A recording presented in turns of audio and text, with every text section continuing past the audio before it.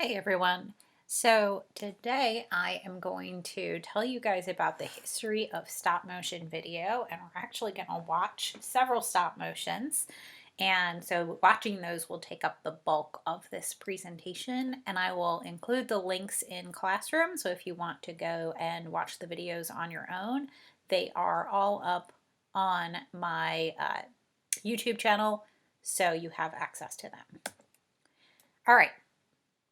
So we're going to start by talking about something called a zoetrope and also stereoscopes and stroboscopes, which are really similar.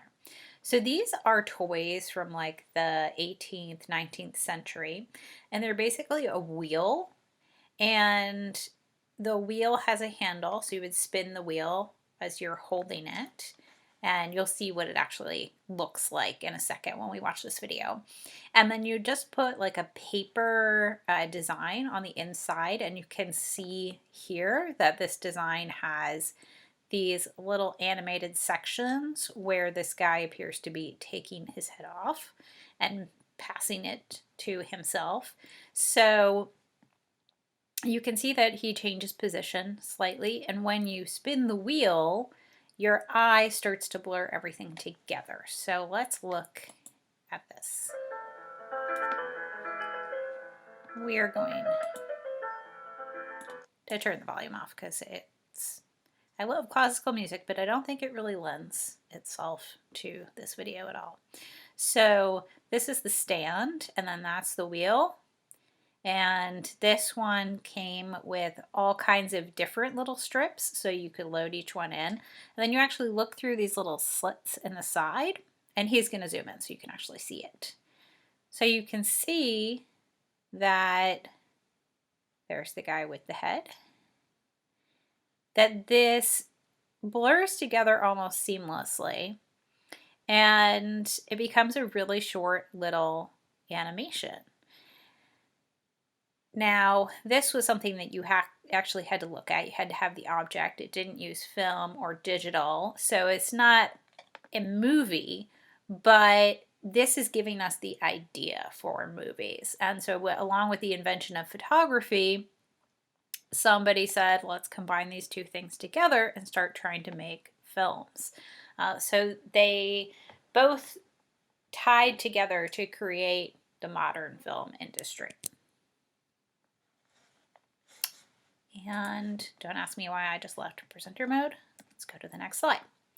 So stop motion film is made the same way that older films were made. Now everything is made with digital recordings, but back in the 90s, the 80s, and before that, we would use film just like the film that you guys used when we did our black and white photography. And if you put enough frames of that film one after the other really fast, your eye can't distinguish the fact that it's individual images that aren't moving. So your eye blurs everything together and it looks like movement. And so stop motion relies on that. And there are still big Hollywood films that use stop motion. It's not as common anymore, but there are certainly still people who work with it. And some animators use a stop motion that's really seamless. So they use a lot of frames, a lot of individual photographs per second. But there are some animators who only use a few. So you can really see the sort of stops in between each photo. And it really depends on your subject matter and your sort of artistic style as to which one you choose. So some contemporary stop motion that you might have seen. Parts of the original Star Wars trilogies, like the big AT-ATs and the Imperial Walkers, the TIE Fighters, those were all small models that were animated using stop motion. So they didn't have, the need to necessarily build all of these things and make them mechanical and move them around when they could just do it on a really small scale. Now all of that is digital. It's all done on a computer. But for the original trilogy, that technology hadn't been invented yet, so they used stop motion. If anybody's ever seen any of the Wallace and Gromit shorts or the Wallace and Gromit films, the feature-length film is really funny, and I love Wallace and Gromit. You might enjoy it too. Fantastic Mr. Fox is a stop motion. The Nightmare Before Christmas is another stop motion, which you probably have seen. South Park uses cut paper to do their stop motion animation. And then Coraline, another movie that uses stop motion. So this is a preview or a trailer for Coraline, and we are going to check this out. And this is a fairly seamless stop motion using puppets or models that have been built specifically for this film. And that's not what we're watching. There we go. I'm going to turn the volume on.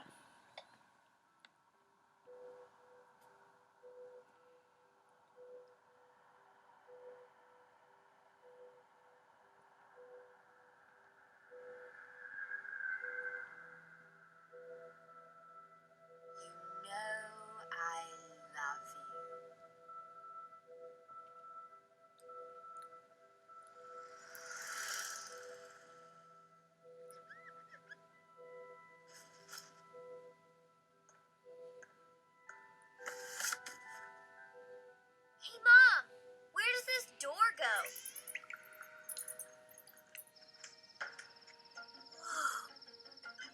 Coraline, I don't have time for you right now.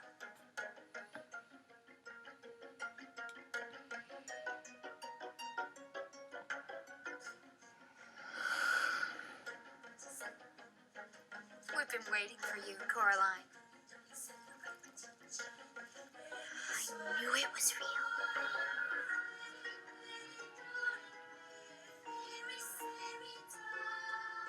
You do like it here, don't you, Coraline?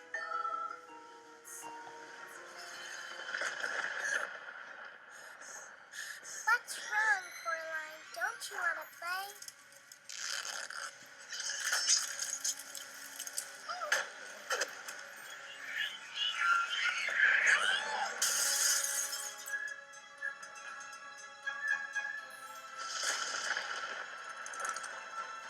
Go to sleep. Go to sleep. Go to sleep. Go to sleep. Go to sleep.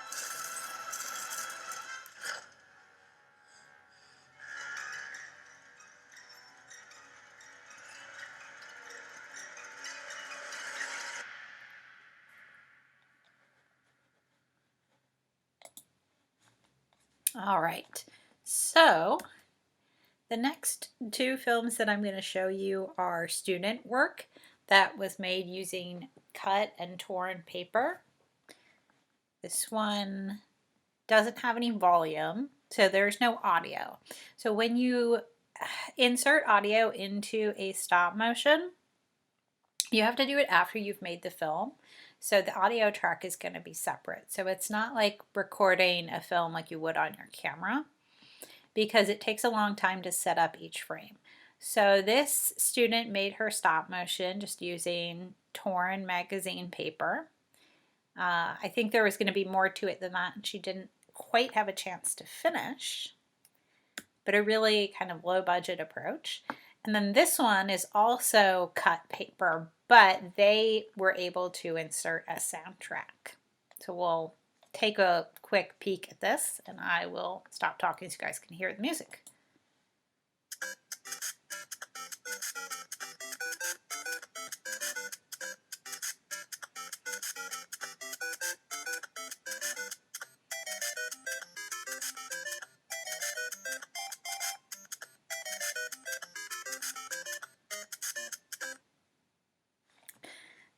So that is it. That is our overview of stop motion. So hopefully this gives you guys some ideas of what you can do with stop motion and what you might want to do for your next project.